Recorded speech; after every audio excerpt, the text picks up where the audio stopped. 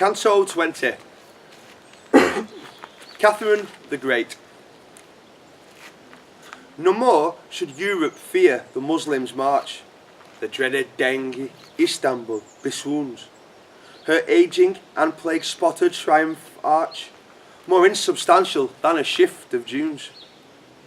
The crescent furled, conquest consigned to shelves, leaving the Western world to war amongst themselves. But first an empire must dissolve, as nature browns orange peel, Tsarina shows Kaiser's resolve, and Cleopatrian zeal. The Turkish question bids to solve their territory still, but first her navy to Chios did flow, and seized Aegean harbours from the foe. Russia rose in Gargantua, walks a world colossus, Moldavia, Wallachia, annexed victorious. Fight for your country, Catherine chants, and make us glorious. Russia, 1774. American Revolution. Liberty is the watchword of the wise, the breeding ground of modern progression. But skeleton keys fall not from the skies, freedom rarely won without aggression. Paul Revere peers through hazy salmon sun, the enemy appears, rebellion begun. Are coming, the British are coming. The militiamen bear arms, run toward that rhythmic drumming through the thickets and the farms. Soon the redcoats boast sent stumming, and when the battle calms, the township of Concord all smoke and flame. Old world, new world, it's all the bloody same. As Fort Ticonderoga falls and Bunker Hill was fought, the fight appalls as musket balls break bones and pierce the throat. The Continental Congress calls Europa for support. Philadelphia, 1775. Declaration of Independence. The Continental Congress has resumed its raison d'etre.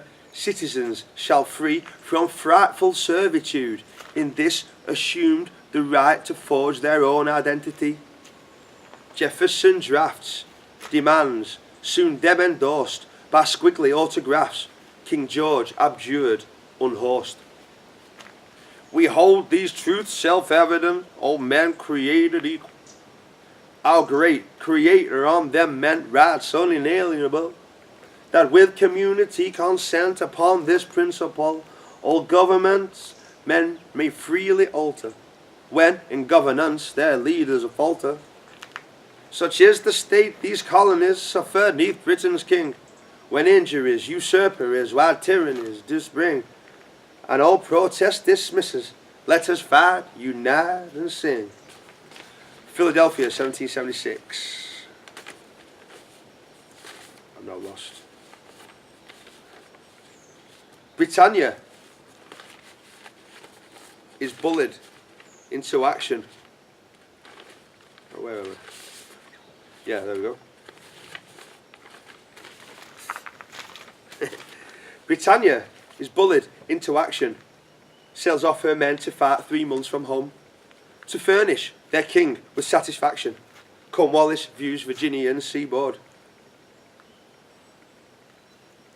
Tax dodging scum, sons of gin-soaked bitches, their time for payback come, be it blood or riches.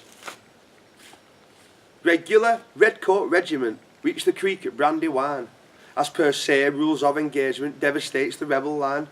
France offers timely refreshment, treaties of friendship sign, resumes the death match of those sister thrones, and sends a fleet to bolster John Paul Jones.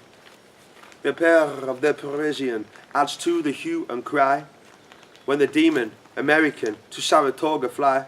In seizing it a message sends, liberty must not die. West Virginia, 1777. The last Jacobite. Alexander commands a private clan, his wife and 3 gorgeous daughters-in-law, each one a mother to a strapping man, gone with grandpa to patriotic war. Let none survive, the old man hissed his hate. maybe 85, but I can still shoot straight. Washington launched verbal attacks. Men of our wondrous nation, should we suffer a tyrant's tax without representation? Fight for your flag, both whites and blacks, suffer deprivation. For in the end it is our destiny to carve a country fit for liberty. Each night Mac told that famous tale of bonny Prince Charlie. 'Twas never stale, did never fail to rouse excitedly his proud grandsons, though men now they seem perched upon his knee. West Virginia, 1778. Britain determined. As the Sun King stopped by coalition, Europe combines to smite man's arrogance. The British Empire in opposition to Prussia, Spain, the Netherlands and France. One mighty fleet carved from myriad trees, grown able to compete with those who own the seas. Now, that red sun of India's rises with an angry shine, as the Maharatha Rajas stiffen independence spine, raise the flag against their masters. Britannia forms a line, sensing Delhi vital to her empire, brings down the rebels with a shock of fire.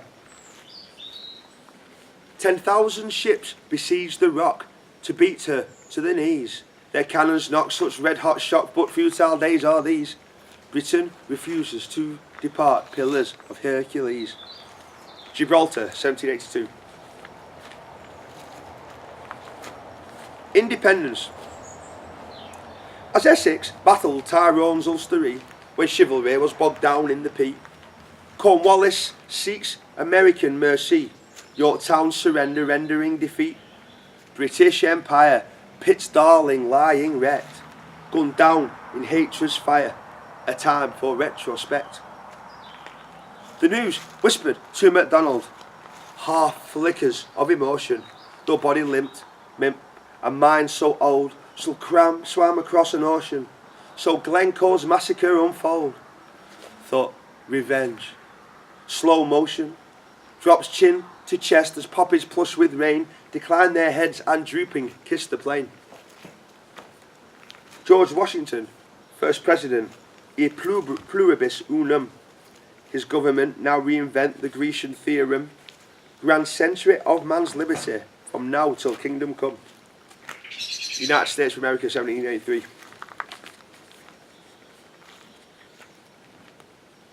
Convicts. I think my neighbours are out. Anyway.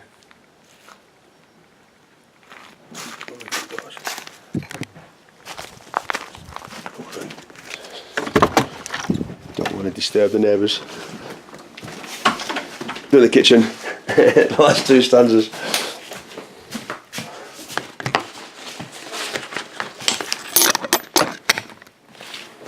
Okay. Move aside. As old soldiers earn a thievish living, one sails home to Blanau Festiniog. Defeated fates often unforgiving, arrested for robbing bottles of grog. Transportation, an endless restless sea, empire's new direction, the penal colony. Through the sea whiff in his nostrils, rough perfume did pierce his heart. Buxom lass from the Buxton hills, who stole from an apple cart. Then the nights their grunt of passion fills, and their new life did start. As when Mount Ararat received the ark, Pam was pregnant when they did disembark. They moved on from Botany Bay, found a better harbour. Upon the way young Maggie Gray marries Thomas Slater. Then on the beach at Sydney, thrown into her hard labour. Australia, 1789. French Revolution. As children change a nation's attitudes, the rights of man give reason to an age, when swinish lives of rough-hewn multitudes have tossed the straw out of their ancient cage. That straw blown east on breeze American, what forces are released by the Republican? Are kings chosen by God alone, or more by human error? The commoners seize Capet's throne, aristocratic terror, and noble heads from shoulders torn, life's fatal leveller. For golden lads and golden lasses must, like chimney sweeps, return to cold and dust. Below the Bastille, soft flutes played amid the broken spears. Through death's parade the widows made a well from all their tears. When born from such beginnings, liberté must bleed for years. Paris, 1789.